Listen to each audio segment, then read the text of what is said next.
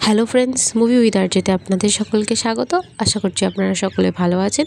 তো এখন আমি কী নিয়ে কথা বলতে চলেছি সেটা হয়তো আপনারা থাম্বনেল থেকে বুঝতেই পেরে গেছেন। তো হ্যাঁ বন্ধুরা, এখন আমি প্রজাপতি 2 মুভিটা আজকে দেখে এলাম। আজ রিলিজ হয়েছে। কেমন লাগলো এই মুভিটা সেটা অবশ্যই আমি আপনাদের সাথে বিস্তারিতভাবে আলোচনা করব। তার আগে বলবো, ভিডিওটি সম্পূর্ণ দেখার জন্য আপনাদের সকলের কাছে অনুরোধ রইল।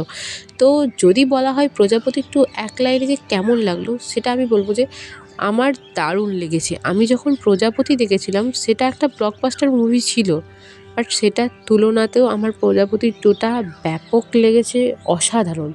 মিঠুন চক্রবর্তী এবং দেবের যে এই কম্বিনেশনটা, সেটা সত্যি আমার কিন্তু খুব ভালো লাগে। প্রজাপতিটা যখন রিলিজ হয়েছিল তখন মানুষের মধ্যে একটা কমেডি ব্যাপার সে নিয়ে আসতে পেরেছিল, যার কারণে মানুষ প্রজাপতিটাকে ব্লকবাস্টার করেছিল। বাট প্রজাপতি 2টা দেখার পর আমার একটা জিনিসই রিয়েলাইজ হলো যে এটা খুব বেশি ইমোশনাল ভিত্তিক হয়ে গেছে, এবং এই ইমোশনটা কিন্তু দারুণ ওয়ার্ক করছে। একটা বাবা আর ছেলের যে একটা কেমিস্ট্রি, যে তাদের জীবনে যে কীভাবে জীবনে প্রত্যেকটা মানুষের সাথে বাবা আর ছেলের যে একটা কানেকশান, সেটা সুন্দরভাবে ফুটিয়ে তোলার চেষ্টা করেছে এই মুভিটার মধ্যে দিয়ে। মানে গল্পটা আমি আপনাদের সাথে একটু করে শেয়ার করি। এখানে জয় মানে দেব, তো দেব তার মেয়েকে নিয়ে লন্ডন চলে গেছে কাজের সূত্রে, এবং সে তার বাবা এখানে দেশে থাকে এবং একটা ছোট হোটেল বা কিচেন কিছু টাইপের কিছু চালায়। তো সে চায় যে তার ছেলের বিয়ে হোক এবং সে তার জীবনটাকে গুছিয়ে নিক, যে কারণে সে লন্ডন যায় এবং তার বিয়ে দেওয়ার চেষ্টার অনেক প্রক্রিয়া করতে থাকে।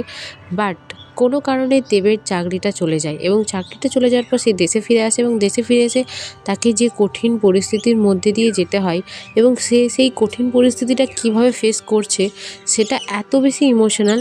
তো এর থেকে বেশি যদি জানতে হয় আপনাদের কাছে বলবো, নিকটবর্তী সিনেমা হলে যান, মুভিটা দেখুন। আমার তো জাস্ট হার্ট টাচিং মুভি, আমার দারুণ লেগেছে। আপনাদেরও আশা করছি খারাপ লাগবে না। ছবির পজিটিভ দিক নিয়ে যদি বলতে যাই, প্রথমে আমি বলবো এখানে পারফর্মাররা পারফরমেন্স খুব ভালো দিয়েছে। এখানে মিঠুন চক্রবর্তীর পারফরমেন্স দেখলে আপনি নিজের বাবার একটা ফিল খুঁজে পাবেন, এবং আপনি সেই মুহূর্তে ইমোশনাল হবেনই। প্রত্যেকটা সংলাপ যেভাবে একটার পর একটা আসে এবং যেভাবে মন ছুঁয়ে যায়, সত্যি অসাধারণ। তার কিছু কিছু সিন আছে যেখানে সে সংলাপ বলছে না, বাট তার আই কন্ট্যাক্ট বুঝিয়ে দিচ্ছে যে সে কী বলতে চাইছে। মানে এত বেশি ইমোশনাল জিনিসগুলো। বাস্তবেও বাবা ছেলের সম্পর্কটা ঠিক এরকমই হয়। অনেক কিছু বলতে চায় কিন্তু তারা বাবাকে বলতে পারে না ছেলে, ছেলেকে বলতে পারে না বাবা। তো এই জিনিসগুলো আপনি সিরিয়াসলি ফিল করতে পারবেন। মানে আদারওয়াইজ সমস্ত কো অ্যাক্টরের পারফরমেন্স খুব ভালো, প্রত্যেকের পারফরমেন্স দারুণ, প্রত্যেকের অ্যাক্টিংও ভালো, ডায়লগ ডেলিভারিও ভালো, প্রত্যেকের জিনিসটা খুব ভালো। এখানে দেবের লুকটা আমার খুব ভালো লেগেছে। আর এমনিতেও আজকে দেবের জন্মদিন, সেই উপলক্ষে তাকে জানাই শুভ জন্মদিন। বাট তার লুকটা ভাই সেই লাগছিল। এই ছবির গল্পটা কিন্তু খুব সাদামাটা, খুব যে বিশাল কিছু আছে সাসপেন্স সিন এরকম কিচ্ছু নয়।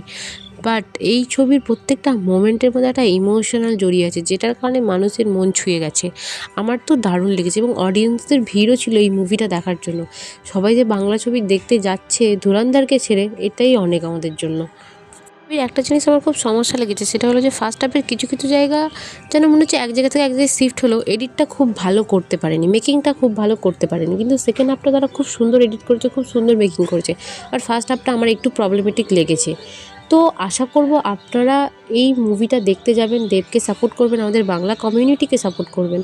আশা করছি আমার ভিডিওটি আপনাদের ভালো লেগেছে। আমার ভিডিওটি যদি ভালো লেগে থাকে অবশ্যই লাইক, কমেন্ট, শেয়ার এবং আমার চ্যানেলটিকে সাবস্ক্রাইব করে দেবেন। Thank you so much for watching this video. Take care, bye by.